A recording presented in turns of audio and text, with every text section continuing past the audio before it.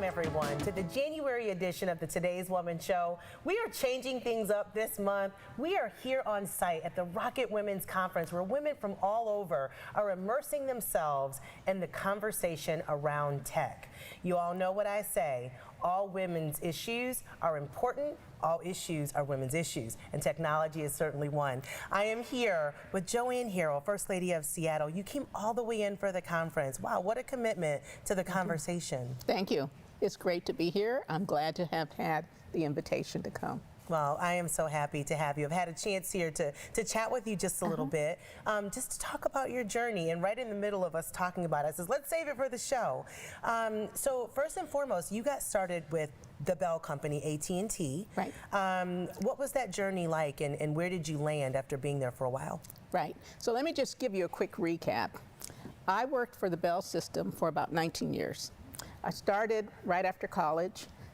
My first job was as a statistician. I became company economist. I'm good on numbers, and product manager all the way up. And when I left, I was president of the state of Nebraska. My husband, who's an attorney, had moved with me, and we were there for a couple of years. And he said to me, he said, "There are some things that I want to do, right? Let's go back home. But I'll stay here with you as long as you need me to figure it out."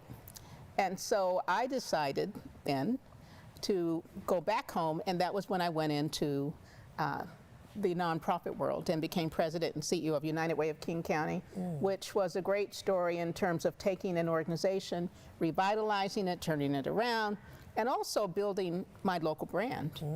And then from there, I was recruited into Microsoft. I was at Microsoft for 20 years.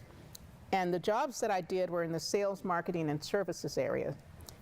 And it was through that work stream that I came to Louisville and met the great folks in this community. Well, let's talk about where you landed with Microsoft, because it is pretty impressive. So what was your official title? Yes, so my last job was that I was Senior Director for AI, Sustainability, and Market Development for the United States. That is so impressive. So there's two nuggets that I've taken away, and then I want to get back to that. Number one, ladies, find a man that'll follow you somewhere. That's when you know he's a keeper. It's been over 30 years that you've been married.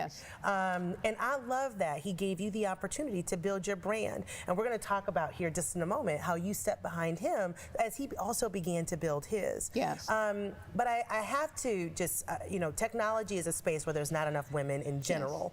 I have to believe that there were some times in your career, especially in tech at Microsoft, that you were the only black woman in the room. Oh my goodness, yes. At the level that I was at when I left, according to Forbes magazine, women were 6.67% of the total.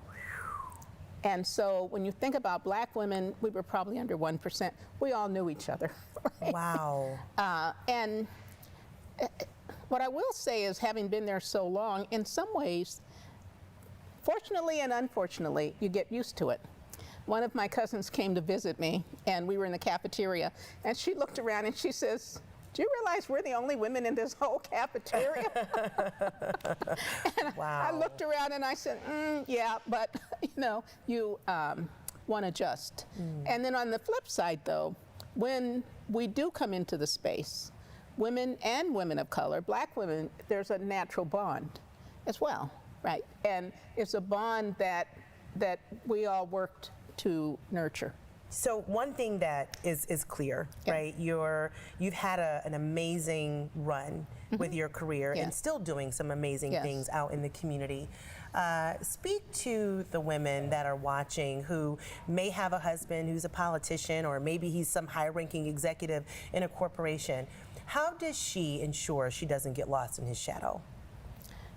So there's a lot in that, and my story can be unique. Like I said, my husband moved with me in the beginning. There was never a question, right? He just decided. He said, "This is good for you. I'm going to go do it."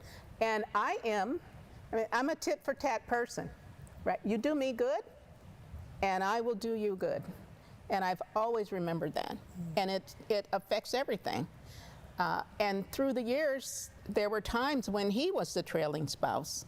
And so now I look at him and I'm just so happy that he's living his best life.